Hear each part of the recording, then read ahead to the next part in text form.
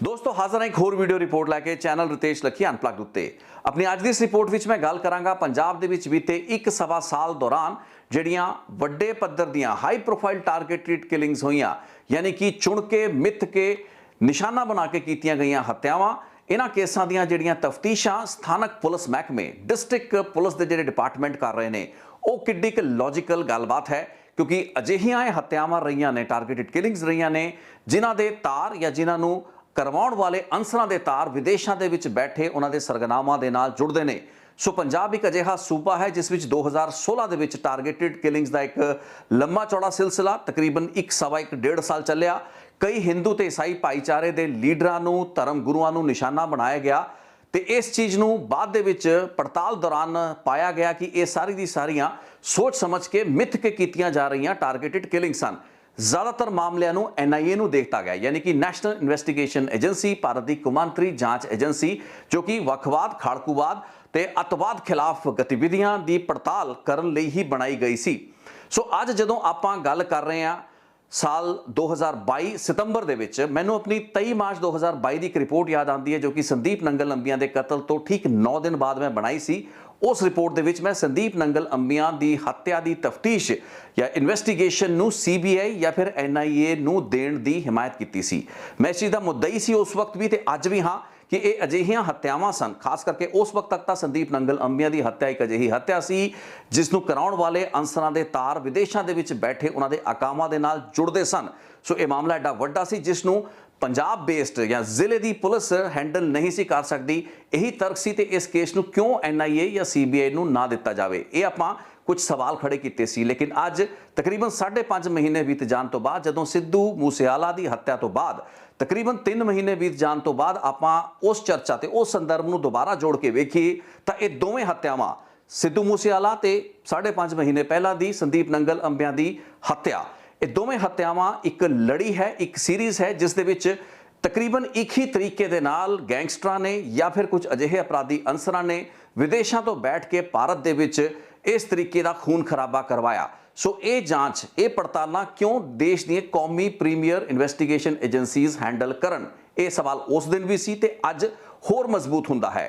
29 मई नूं जिस दिन सिद्धू मूसेआला का कतल किया जाता है उस तो 1-2 दिन बाद ही उसके पिता सरदार बलकौर सिंह ने एक अपने हथ दे नाल अर्जी लिखी सी एक एप्लीकेशन लिखी सी बेनती पत्र लिखा सी पंजाब के मुख मंत्री के नाम शायद मुख मंत्री दे या प्रधानमंत्री के नाम से लेकिन उस पत्र दे विच बेनती ये की गई सी कि सिद्धू मूसेआला के कतल केस की इन्वेस्टिगेशन NIA नूं हैंडओवर कर दी जाए। मैनूं नहीं पता किसने उन्होंने इस वक्त सलाह दी सी लेकिन यह सलाह काफ़ी हद तक लॉजिकल सलाह सी। हालांकि इस तो बाद बहुत कुछ होया पूरी दी पूरी पड़ताल दे विच दिल्ली पुलिस के स्पैशल सैल का बहुत बड़ा योगदान रहा। पंजाब पुलिस ने भी अपने पद्धर उत्ते धरपकड़ की गैंगस्टरां दे एनकाउंटर वगैरह किए सब कुछ होया। लेकिन अज जदों अदालत दे विच चलान सिद्धू मूसेआला ते संदीप नंगल अंबिया के केस दे विच फाइल करता गया है ये महसूस हो रहा है कि ये अजिहे अपराध सन अजिहियां वारदातां सन जो कि जे दिल्ली पुलिस के स्पैशल सैल के आपां स्पैशल कमिश्नर हरगोबिंद सिंह धालीवाल की शब्दावली दे विच उसनूं बयान करना चाहिए तो वह कहते सी कि ये एक नैक्सट लैवल का क्राइम सी या नैक्सट लैवल की प्लानिंग सी। सो जे क्राइम गुनाह नैक्सट लैवल का होए तो फिर इन्वेस्टिगेशन नूं भी नैक्सट लैवल उत्ते लिजाना जरूरी है। सो अजे तक जिन्नियां इन्वेस्टिगेशन ये दोहें केसां दे विच इनफैक्ट मैं विक्की मिड्डू खेड़ा नूं भी इस दे नाल रलावांगा। विक्की मिड्डू खेड़ा दा 7 अगस्त 2021 का वह मर्डर केस जिस दे तार भी विदेशों के विच बैठे गैंगस्टरां दे नाल ही जुड़े सन। लक्की पटियाल या फिर अज की तरीक दे विच शगनप्रीत जो कि उस केस दे विच मुख साजिश काड़ियां दे विचों एक मन्निया गया वो बाद दे विच अज आस्ट्रेलिया जाके बैठा है। सो पंजाब दीयां ये 3 हत्यावां 3 वड्डे कतलकांड जिन्हां दे तार आपस दे विच भी जुड़दे ने भावें वो इन्हां कतल दीयां वारदातां नूं अंजाम देण वाले गैंगस्टर की कॉमनैलिटी की शक्ल दे विच होण या फिर जिस तरीके दे या जिस मोडस ऑपरेंडी दे नाल कतल किए गए उन्हां दे नाल रलदे जुलदे होण।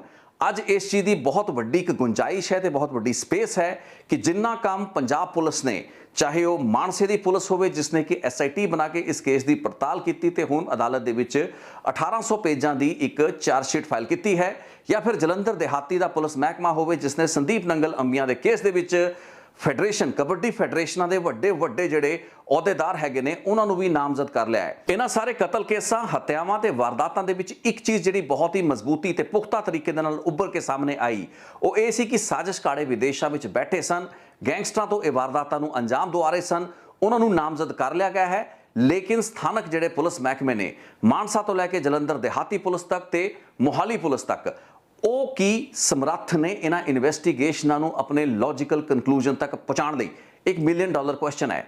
ਸਾਡੇ ਪੰਜਾਬ ਦੇ ਸੂਬੇ ਦੇ ਵਿੱਚ ਇੱਕ ਰਿਵਾਜ ਰਿਹਾ ਹੈ, ਇੱਥੇ ਮੈਂ ਪੁਲਿਸ ਮਹਿਕਮੇ ਦੀ ਗੱਲ ਕਰ ਰਿਹਾ, ਤੇ ਛੋਟੇ-ਮੋਟੇ ਮੁਕੱਦਮੇ ਜਿਨ੍ਹਾਂ ਦੇ ਵਿੱਚ ਇਹ ਲੱਗਦਾ ਹੈ ਕਿ ਕੋਈ ਵੱਖਵਾਦੀ, ਕੋਈ ਖਾੜਕੂ ਜਥੇਬੰਦੀ ਦੇ ਨਾਲ ਜੁੜੀ ਹੋਈ ਅਪਰਾਧਿਕ ਘਟਨਾ ਹੈ, ਕਿਤੋਂ ਹੈਂਡ ਗ੍ਰੇਨੇਡ ਮਿਲ ਜਾਣ ਜਾਂ ਫਿਰ ਖਾਲਿਸਤਾਨ ਦੇ ਕੋਈ ਝੰਡੇ ਲਾ ਦੇ ਜਾਂ ਕੋਈ ਪੋਸਟਰ ਲਾਤੇ, ਅਜਿਹੇ ਕੇਸਾਂ ਦੇ ਵਿੱਚ UAPA ਦਾ ਜਿਹੜਾ ਸੈਕਸ਼ਨ ਹੈ, ਸਖਤ ਜਿਹੜੇ ਸੈਕਸ਼ਨ ਨੇ, ਉਹਨਾਂ ਨੂੰ ਇੰਪੋਜ਼ ਕਰਨ ਤੇ ਉਹਨਾਂ ਨੂੰ ਥੋਪਣ ਦੇ ਵਿੱਚ ਸਾਡੀ ਪੁਲਿਸ ਜ਼ਿਆਦਾ ਸਮਾਂ ਨਹੀਂ ਲਾਉਂਦੀ।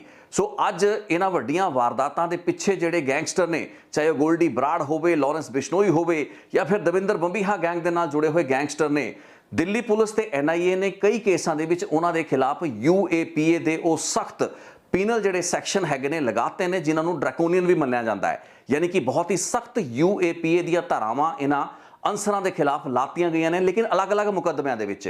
ਹੁਣ ਸਿੱਧੂ ਮੂਸੇਵਾਲਾ, ਸੰਦੀਪ ਨੰਗਲੰਬੀਆਂ ਤੇ ਵਿੱਕੀ ਮਿੱਡੂ ਖੇੜਾ, 2 ਕਤਲਾਂ ਦੇ ਵਿੱਚ ਦਵਿੰਦਰ ਬੰਬੀਹਾ ਗੈਂਗ ਹੈ ਤੇ 1 ਕਤਲ ਦੇ ਵਿੱਚ ਲਾਰੈਂਸ ਬਿਸ਼ਨੋਈ ਤੇ ਗੋਲਡੀ ਬਰਾੜ ਦਾ ਗੈਂਗ।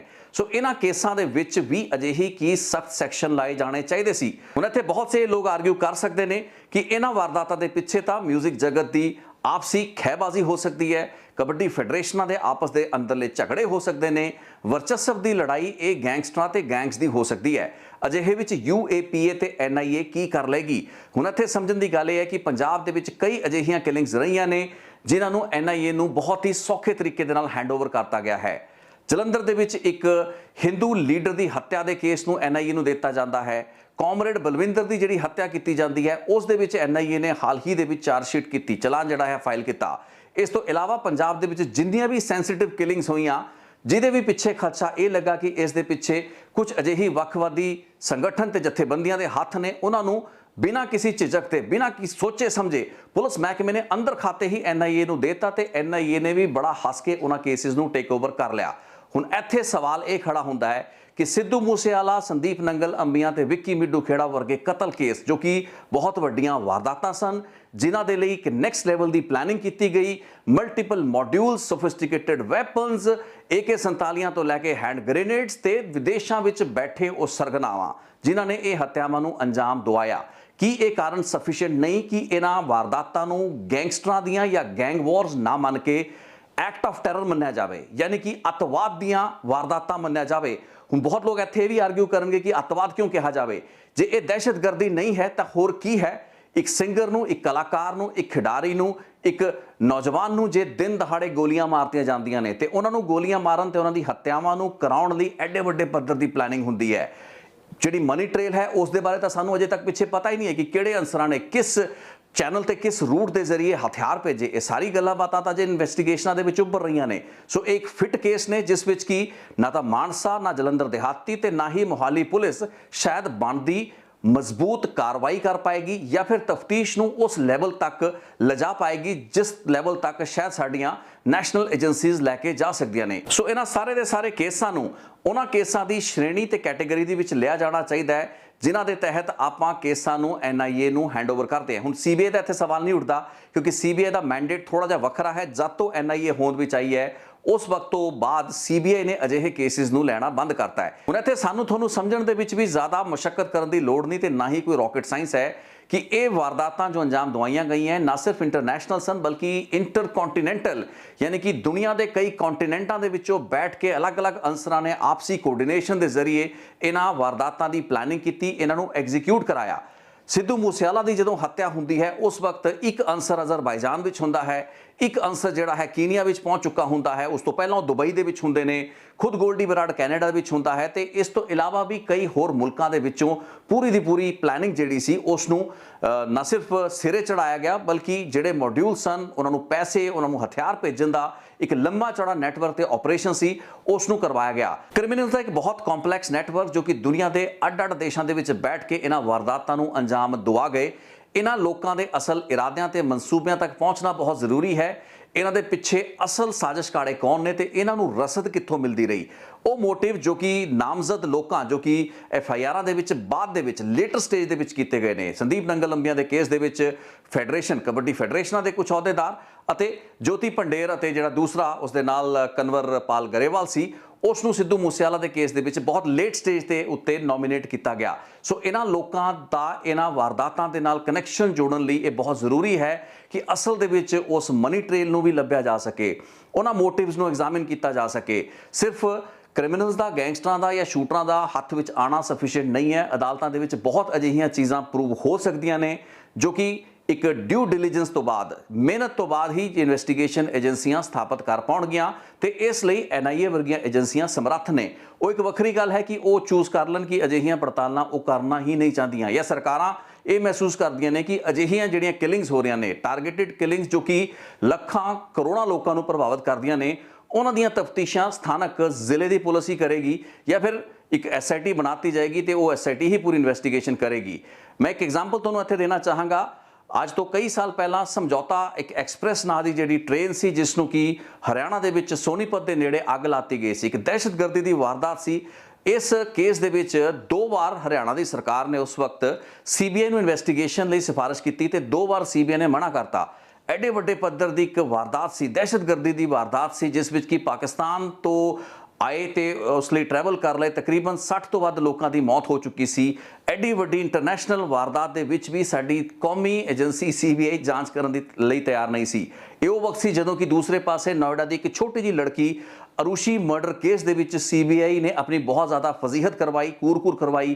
ਆਪਣੇ ਉਸਦੇ ਅਫਸਰ ਹੀ ਬਾਅਦ ਦੇ ਵਿੱਚ ਤਫਤੀਸ਼ਾਂ ਉੱਤੇ ਉਲਝਦੇ ਇੱਕ ਦੂਸਰੇ ਦੇ ਨਾਲ ਨਜ਼ਰ ਆਏ। ਸੋ ਅਰੂਸ਼ੀ ਮਰਡਰ ਕੇਸ ਦੇ ਵਿੱਚ CBI ਜਾਂਚ ਕਰਨ ਨੂੰ ਤਿਆਰ ਸੀ, ਲੇਕਿਨ ਸਮਝੌਤਾ ਐਕਸਪ੍ਰੈਸ ਦੇ ਵਿੱਚ ਮਾਰੇ ਗਏ ਤਕਰੀਬਨ 5 ਦਰਜਨ ਲੋਕਾਂ ਦੀ ਹੱਤਿਆ ਦੀ ਇਸ ਬਹੁਤ ਵੱਡੀ ਵਾਰਦਾਤ ਦੇ ਵਿੱਚ CBI ਜਾਂਚ ਕਰਨ ਲਈ, ਪੜਤਾਲ ਕਰਨ ਲਈ ਤਿਆਰ ਨਹੀਂ ਸੀ। ਉਸ ਵਕਤ ਖੈਰ NIA ਨਹੀਂ ਬਣੀ ਸੀ, ਲੇਕਿਨ ਅੱਜ ਅਜਿਹੀਆਂ ਵਾਰਦਾਤਾਂ ਜੋ ਕਿ ਇੰਟਰਨੈਸ਼ਨਲ, ਇੰਟਰਕੌਂਟੀਨੈਂਟਲ ਡਾਇਮੈਂਸ਼ਨ ਦੇ ਲੈਵਲ ਦੀਆਂ ਵਾਰਦਾਤਾਂ ਨੇ, ਉਹਨਾਂ ਨੂੰ NIA ਨੂੰ ਦਿੱਤਾ ਜਾਂਦਾ ਹੈ ਤੇ NIA ਹੀ ਉਹ ਏਜੰਸੀ ਹੈ ਜੋ ਕਿ ਵਿਦੇਸ਼ਾਂ ਵਿੱਚ ਜਾ ਕੇ ਉੱਥੋਂ ਦੀਆਂ ਸਥਾਨਕ ਸਰਕਾਰਾਂ ਦੇ ਨਾਲ, ਉੱਥੋਂ ਦੀਆਂ ਐਨਫੋਰਸਮੈਂਟ ਏਜੰਸੀਜ਼ ਦੇ ਨਾਲ ਚੰਗਾ ਤਾਲਮੇਲ ਕਰ ਸਕਦੀ ਹੈ। ਸਥਾਨਕ ਲੈਵਲ ਤੇ, ਡਿਸਟ੍ਰਿਕਟ ਲੈਵਲ ਦੇ ਉੱਤੇ ਮਾਨਸਾ ਤੋਂ ਲੈ ਕੇ ਜਲੰਧਰ ਦੇਹਾਤੀ ਤੇ ਮੋਹਾਲੀ, ਇੱਥੋਂ ਦੀ ਪੁਲਿਸ ਆਲਰੇਡੀ ਓਵਰਵਰਕਡ ਹੈ। ਇਹ ਲੋਕਾਂ ਦੇ ਹੱਥ ਵੱਸਦੀ ਨਹੀਂ ਹੈ ਤਫਤੀਸ਼ ਤੇ। ਜੇ ਮੈਂ ਆਉਣ ਵਾਲੇ ਸਮਿਆਂ ਦੇ ਵਿੱਚ ਮੈਂ ਸੀਰੀਜ਼ ਲੈ ਕੇ ਆਵਾਂਗਾ, ਮੈਂ ਕੁਝ ਅਜਿਹੇ ਕੇਸਾਂ ਦਾ ਤੁਹਾਨੂੰ ਜ਼ਿਕਰ ਕਰਾਂਗਾ ਜਿਨ੍ਹਾਂ ਦੇ ਵਿੱਚ 5-5, 6-6 ਸਾਲਾਂ ਤੋਂ ਅਦਾਲਤਾਂ ਦੇ ਵਿੱਚ ਕੇਸ ਲਟਕਦੇ ਪਏ ਨੇ। ਜਦੋਂ ਵਾਰਦਾਤਾਂ ਹੋਈਆਂ ਸਨ, ਗੋਲੀਆਂ ਚੱਲੀਆਂ, ਸਿੰਗਰਾਂ ਦੇ ਉੱਤੇ ਗੋਲੀਆਂ ਚੱਲੀਆਂ, ਵੱਡੀਆਂ ਸਨਸਨੀਖੇਜ਼ ਵਾਰਦਾਤਾਂ ਸਨ। ਬੇਸ਼ੱਕ ਉਹਨਾਂ ਦੇ ਵਿੱਚ ਕਤਲ ਨਹੀਂ ਹੋਏ, ਮੌਤਾਂ ਨਹੀਂ ਹੋਈਆਂ, ਲੇਕਿਨ ਉਹ ਵਾਰਦਾਤਾਂ ਆਪਣੇ ਆਪ ਦੇ ਵਿੱਚ ਛੋਟੀਆਂ ਵਾਰਦਾਤਾਂ ਨਹੀਂ ਸਨ। ਜਿਸ ਤਰੀਕੇ ਨਾਲ ਕਛੂਏ ਦੀ ਰਫ਼ਤਾਰ ਦੇ ਉੱਤੇ ਉਹਨਾਂ ਦੇ ਟ੍ਰਾਇਲ ਅਦਾਲਤਾਂ ਦੇ ਵਿੱਚ ਚੱਲਦੇ ਪਏ ਨੇ, ਉਹ ਗਵਾਹੀ ਭਰਦੇ ਨੇ ਕਿ ਸਾਡੇ ਪੁਲਿਸ ਮਹਿਕਮੇ ਕਿੱਡੇ ਓਵਰਵਰਕਡ ਹੈਗੇ ਨੇ। ਸੋ ਇਹਨਾਂ ਕੋਲ ਤਫਤੀਸ਼ ਲਈ ਉਸ ਲੈਵਲ ਦੀ ਸਪੈਸ਼ਲਾਈਜੇਸ਼ਨ ਨਹੀਂ ਹੈ, ਉਸ ਲੈਵਲ ਦਾ ਮੈਨ ਪਾਵਰ, ਸਟਾਫ ਨਹੀਂ ਹੈ। ਜਦੋਂ ਹਾਲਾਤ ਐਡੇ ਬੱਤਰ ਹੋਣ ਤਾਂ ਫਿਰ ਕਿਉਂ ਇਹਨਾਂ ਇਨਵੈਸਟੀਗੇਸ਼ਨਾਂ ਨੂੰ ਅਜਿਹੇ ਮਹਿਕਮਿਆਂ ਤੱਕ ਹੀ ਮਹਿਦੂਦ ਰੱਖਿਆ ਜਾਂਦਾ ਹੈ? ਮੇਰੇ ਕਹਿਣ ਦਾ ਭਾਵ ਬਿਲਕੁਲ ਨਹੀਂ ਹੈ ਕਿ ਜਲੰਧਰ ਦੇਹਾਤੀ, ਮਾਨਸਾ ਪੁਲਿਸ ਜਾਂ ਮੋਹਾਲੀ ਪੁਲਿਸ ਨੇ ਆਪਣਾ ਕੰਮ ਨਹੀਂ ਕੀਤਾ। ਰਾਦਰ ਇਹ ਪੁਲਿਸਾਂ ਨੇ ਚਾਰਜਸ਼ੀਟ ਦੀ ਸਟੇਜ ਤੱਕ, ਚਲਾਨ ਫਾਈਲ ਕਰਨ ਦੀ ਸਟੇਜ ਤੱਕ ਆਪਣੀ ਜਿਹੜੀ ਵੀ ਢਿੱਲੀ ਕਾਰਵਾਈ ਸੀ ਉਸ ਨੂੰ ਕਾਫੀ ਹੱਦ ਤੱਕ ਦੁਰਸਤ ਕਰਨ ਦੇ ਵਿੱਚ ਕਾਮਯਾਬੀ ਹਾਸਲ ਕੀਤੀ ਹੈ। ਪਰਿਵਾਰ ਵੀ ਕੁਝ ਹੱਦ ਤੱਕ ਜੋ ਕਾਫੀ ਡਿਸਸੈਟਿਸਫਾਈਡ ਚਲੇ ਆ ਰਹੇ ਸਨ, except for Vicky Middu Khera maybe, ਉਹ ਸਾਰੇ ਦੇ ਸਾਰੇ ਪਰਿਵਾਰ ਵੀ ਹੁਣ ਕੁਝ ਹੱਦ ਤੱਕ ਸੰਤੁਸ਼ਟ ਜ਼ਰੂਰ ਹੋ ਰਹੇ ਨੇ। ਲੇਕਿਨ ਗੱਲਬਾਤ ਹੈ ਇਸ ਇਨਵੈਸਟੀਗੇਸ਼ਨ ਦੇ ਪੱਧਰ ਨੂੰ, ਇਸ ਦੇ ਲੈਵਲ ਨੂੰ ਅਗਲੇ ਪੜਾਅ ਤੱਕ ਲਿਜਾਣ ਦੀ, ਇੱਕ ਨੈਕਸਟ ਲੈਵਲ ਤੱਕ ਲਿਜਾਣ ਦੀ, ਜੋ ਕਿ ਇਹ ਸਥਾਨਕ ਪੁਲਿਸ ਥਾਣਿਆਂ ਦੀ ਪੜਤਾਲ ਤੋਂ ਬਹੁਤ ਉੱਤੇ ਦਾ ਲੈਵਲ ਹੈ। ਸੋ ਸਾਡੀ ਜ਼ਿਲ੍ਹਾ ਪੁਲਿਸ ਇਹਨਾਂ ਕੇਸਾਂ ਦੀ ਪੜਤਾਲ ਨੂੰ ਕਿੱਥੇ ਤੱਕ ਲਿਜਾ ਪਾਏਗੀ, ਇਹ ਬੜਾ ਵੱਡਾ ਸਵਾਲ ਹੈ। ਉਹਨਾਂ ਹਾਲਾਤਾਂ ਦੇ ਵਿੱਚ ਅੱਜ ਜਿਹੜੇ ਲੋਕ ਵੀ ਹੈਸ਼ਟੈਗ ਲਗਾ ਕੇ justice for Sandeep Nangalambian, justice for Sidhu Moosewala ਜਾਂ ਫਿਰ ਜਸਟਿਸ ਫॉर ਵਿੱਕੀ ਮਿੱਡੂ ਖੇੜਾ ਦੀ ਗੱਲ ਕਰਦੇ ਨੇ, ਉਹਨਾਂ ਲਈ ਇਹ ਚੀਜ਼ ਨੂੰ ਸਮਝਣਾ ਬੜਾ ਜ਼ਰੂਰੀ ਹੈ ਕਿ ਜਦੋਂ ਵੀ ਕੋਈ ਮੰਗਾਂ ਕੀਤੀਆਂ ਜਾਣ ਜਾਂ ਹੈਸ਼ਟੈਗ ਕ੍ਰੀਏਟ ਕੀਤੇ ਜਾਣ, ਉਹਨਾਂ ਦੇ ਪਿੱਛੇ ਕੋਈ ਕੰਕਰੀਟ ਗੱਲਬਾਤ ਜ਼ਰੂਰ ਹੋਣੀ ਚਾਹੀਦੀ ਹੈ। ਆਪਾਂ ਕੁਝ ਦਿਨ ਪਹਿਲਾਂ ਇਸ ਕੇਸ ਦੇ ਵਿੱਚ ਇੱਕ ਨਿਆਇਕ ਕਮਿਸ਼ਨ, ਯਾਨੀ ਕਿ ਇੱਕ ਜੁਡੀਸ਼ੀਅਲ ਕਮਿਸ਼ਨ ਬਣਾਏ ਜਾਣ ਦੀ ਗੱਲਬਾਤ ਕੀਤੀ ਸੀ, ਜਿਸ ਨੂੰ ਕਿ ਸਰਦਾਰ ਬਲਕੌਰ ਸਿੰਘ ਨੇ ਵੀ ਆਪਣੀ ਗੱਲਬਾਤ ਦੇ ਵਿੱਚ, ਜ਼ਿਕਰ ਦੇ ਵਿੱਚ, ਚਰਚਾ ਦੇ ਵਿੱਚ ਲਿਆਂਦਾ ਸੀ ਤੇ ਸਰਕਾਰ ਦੇ ਸਾਹਮਣੇ ਮੰਗ ਰੱਖੀ ਸੀ। ਲੇਕਿਨ ਹੁਣ ਮੈਨੂੰ ਲੱਗ ਰਿਹਾ ਹੈ ਕਿ ਇੱਕ ਨਹੀਂ ਬਲਕਿ ਸਾਰੇ ਕੇਸਾਂ ਦੇ ਵਿੱਚ ਜਿੱਥੇ ਵੀ ਇਸ ਤਰੀਕੇ ਦੀਆਂ ਵੱਡੀਆਂ ਵਾਰਦਾਤਾਂ ਹੋਈਆਂ ਨੇ, ਇਹ ਗੈਂਗਸਟਰ, ਦਹਿਸ਼ਤਗਰਦ ਨੇ, ਇਹ ਅੱਤਵਾਦੀ ਨੇ। ਇਸ ਚੀਜ਼ ਨੂੰ ਮੰਨਣ ਜਾਂ ਇਸ ਚੀਜ਼ ਉੱਤੇ ਵਿਸ਼ਵਾਸ ਕਰਨ ਦੇ ਵਿੱਚ ਤੁਹਾਨੂੰ ਸਾਨੂੰ ਕੋਈ ਵੀ ਸ਼ੱਕ ਸ਼ੁਬਾ ਨਹੀਂ ਹੋਣਾ ਚਾਹੀਦਾ।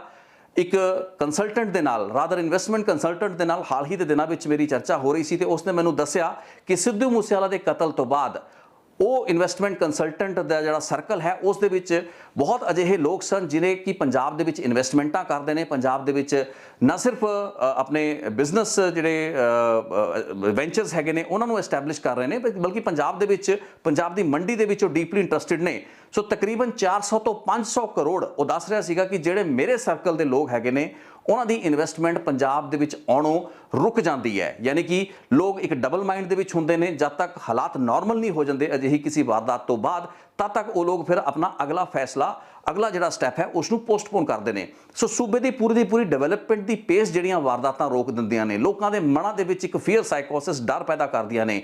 ਉਹਨਾਂ ਵਾਰਦਾਤਾਂ ਦੇ ਪਿੱਛੇ ਭਾਵੇਂ ਗੈਂਗਸਟਰ ਹੋਵੇ ਜਾਂ ਫਿਰ ਕੋਈ ਸੜਕ ਛਾਪ ਸ਼ੂਟਰ ਹੋਵੇ, ਸ਼ਾਰਪ ਸ਼ੂਟਰ ਹੋਵੇ, ਆਪਾਂ ਉਹਨਾਂ ਵਾਰਦਾਤਾਂ ਨੂੰ ਦਹਿਸ਼ਤਗਰਦੀ ਵਾਰਦਾਤਾਂ ਕਿਉਂ ਨਾ ਮੰਨੀਏ। ਦਹਿਸ਼ਤਗਰਦੀ ਜਾਂ ਅੱਤਵਾਦ ਦੇ ਕਨਸੈਪਟ ਨੂੰ ਅਸੀਂ ਸਿਰਫ ਉਹਨਾਂ ਲੋਕਾਂ ਦੇ ਨਾਲ ਜੋੜ ਕੇ ਹੀ ਕਿਉਂ ਵੇਖਦੇ ਹਾਂ ਜੋ ਕਿ ਕਿਸੇ ਨਾ ਕਿਸੇ ਅਲੱਗ ਸਟਰਗਲ ਦੇ ਵਿੱਚ ਲੱਗੇ ਹੋਏ ਨੇ। ਇਹ ਗੈਂਗਸਟਰ ਵੀ ਓਡੇ ਵੱਡੇ ਦਹਿਸ਼ਤਗਰਦ ਨੇ, ਭਾਵੇਂ ਰੀਜ਼ਨ ਹੈ ਕੁਝ ਵੀ ਦੇਣ, ਭਾਵੇਂ ਲੌਜਿਕ ਹੈ ਜੋ ਮਰਜ਼ੀ ਦੇਣ, ਲੇਕਿਨ ਮੈਂ ਇਸ ਚੀਜ਼ ਦਾ ਮੁੱਦਈ ਹਾਂ ਤੇ ਮੈਂ ਇਸ ਚੀਜ਼ ਦੀ ਹਮਾਇਤ ਪ੍ਰੌੜਤਾ ਕਰਦਾ ਹਾਂ ਕਿ ਇਹਨਾਂ ਵਾਰਦਾਤਾਂ, ਇਹਨਾਂ ਘਟਨਾਵਾਂ ਨੂੰ ਵੀ ਐਕਟ ਆਫ ਟੈਰਰ ਕਲਾਸੀਫਾਈ ਕੀਤਾ ਜਾਣਾ ਚਾਹੀਦਾ ਹੈ ਤੇ ਪੜਤਾਲਾਂ ਨੂੰ NIA ਵਰਗੀਆਂ ਏਜੰਸੀਆਂ ਨੂੰ ਛੇਤੀ ਤੋਂ ਛੇਤੀ ਸੌਂਪਣਾ ਚਾਹੀਦਾ ਹੈ। ਇਸ ਪੂਰੀ ਦੀ ਪੂਰੀ ਰਿਪੋਰਟ ਦਾ ਮਤਲਬ ਤੇ ਇਸ ਦਾ ਮਾਇਨਾ ਇਹ ਨਾ ਲਗਾਇਆ ਜਾਏ ਕਿ ਸਾਡੀਆਂ ਸਥਾਨਕ ਪੁਲਿਸ ਟੀਮਾਂ ਨੇ ਕੁਝ ਨਹੀਂ ਕੀਤਾ। ਪੁਲਿਸ ਨੇ ਆਪਣਾ ਕੰਮ ਬਖੂਬੀ ਕੀਤਾ ਹੈ, ਚੰਗਾ ਕੰਮ ਕੀਤਾ ਹੈ, ਚਾਹੇ ਪੰਜਾਬ ਪੁਲਿਸ ਦੇ ਪੱਧਰ ਤੇ ਹੋਵੇ, ਦਿੱਲੀ ਪੁਲਿਸ ਦੇ ਪੱਧਰ ਤੇ ਉੱਤੇ ਹੋਵੇ। ਲੇਕਿਨ ਹੁਣ ਇਹ ਮਾਮਲਾ, ਹੁਣ ਇਸ ਇਨਵੈਸਟੀਗੇਸ਼ਨ ਨੂੰ ਇੱਕ ਲੈਵਲ ਨੈਕਸਟ ਦੇਣ ਦੀ ਲੋੜ ਹੈ ਜੋ ਕਿ ਕੌਮੀ ਏਜੰਸੀ ਹੀ ਦੇ ਸਕਦੀ ਹੈ। ਤੇ ਮੇਰੀ ਸੋਚ ਵੀ ਹੈ ਤੇ ਮੇਰੀ ਵਿਅਕਤੀਗਤ ਰਾਏ ਵੀ ਹੈ ਕਿ ਉਹੀ ਸਥਿਤੀ ਹੋਏਗੀ ਜਦੋਂ ਕਿ ਆਪਾਂ ਇਹਨਾਂ ਕੇਸਾਂ ਦੇ ਵਿੱਚ ਮੁਕੰਮਲ ਤੌਰ ਤੇ ਇੱਕ ਪੂਰਾ ਇਨਸਾਫ ਹੁੰਦਾ ਹੋਇਆ ਵੇਖਾਂਗੇ। ਅਦਰਵਾਈਜ਼ ਗੱਲਾਂ ਬਾਤਾਂ ਅੱਧੀਆਂ ਅਧੂਰੀਆਂ ਰਹਿ ਜਾਣਗੀਆਂ। ਚਾਰ ਸ਼ੀਟਾਂ ਫਾਈਲ ਹੋ ਚੁੱਕੀਆਂ ਨੇ, ਸਪਲੀਮੈਂਟਰੀ ਹੁੰਦੀਆਂ ਰਹਿਣਗੀਆਂ, ਲੇਕਿਨ ਜੇ ਕਿਸੇ ਕ੍ਰਿਮੀਨਲ ਨੂੰ ਲੰਬੇ ਸਮੇਂ ਤੱਕ ਨਹੀਂ ਫੜਿਆ ਜਾ ਸਕਦਾ, ਜੇ ਉਸ ਕਨਸਪੀਰੇਸੀ ਦੀ ਜੜ ਤੱਕ ਸਾਡੀ ਇਨਵੈਸਟੀਗੇਸ਼ਨ ਏਜੰਸੀਆਂ ਜਾਂ ਪੁਲਿਸ ਮਹਿਕਮੇ ਨਾ ਪਹੁੰਚ ਸਕੇ, ਤਾਂ ਫਿਰ ਕਿਹੜਾ ਇਨਸਾਫ ਤੇ ਕਿਹੜੇ ਨਿਆਂ ਦੀ ਆਪਾਂ ਗੱਲਬਾਤ ਕਰਾਂਗੇ। ਸੋ ਅੱਜ ਦੀ ਮੇਰੀ ਇਸ ਰਿਪੋਰਟ ਦੇ ਵਿੱਚ ਮੈਂ ਇਸੇ ਮੁੱਦੇ ਨੂੰ, ਇਸੇ ਨੁਕਤੇ ਨੂੰ ਚੁੱਕਣਾ ਚਾਹੁੰਦਾ ਸੀ। ਆਸ ਕਰਾਂਗਾ ਤੁਹਾਡੇ ਵੀ ਕੁਝ ਵਿਚਾਰ ਹੋਣਗੇ ਜੋ ਕਿ ਤੁਸੀਂ ਮੇਰੇ ਨਾਲ ਫੀਡਬੈਕ ਦੀ ਸ਼ਕਲ ਦੇ ਵਿੱਚ ਕਮੈਂਟਸ ਦੇ ਵਿੱਚ ਸਾਂਝੇ ਕਰ ਸਕਦੇ ਹੋ। ਬਹੁਤ ਸੇ ਲੋਕਾਂ ਨੂੰ ਇਸ ਚੀਜ਼ ਥੋੜੀ ਜਿਹੀ ਹੋ ਸਕਦਾ ਆਊਟ ਆਫ ਸਿੰਕ ਲਗੇ, ਆਊਟ ਆਫ कॉन्टेक्स्ट लगे, लेकिन जो मैं गलबात कह रहा हाँ उसकी एक लड़ी है, सीरीज़ है। तो आप कई महीने पहला भी इस तरीके के केसां दे विच अजिहियां मंगां कीतियां ने जिन्हां अज मैं सिर्फ दोहरा रहा हाँ। एक अद्धा वड्डा कतल केस होर जुड़ जाता है तो अपनी ये मंग दोबारा रिफ्रैश हो जाती है। सो मेरी अज की इस रिपोर्ट उत्ते अपनी फीडबैक ते अपने कॉमेंट जरूर मेरे नाल साझे करो। लैना तुहाडे तों इजाजत, एक होर रिपोर्ट लैके छेती तुहाडे नाल फिर मुलाकात होएगी। Thank you so much.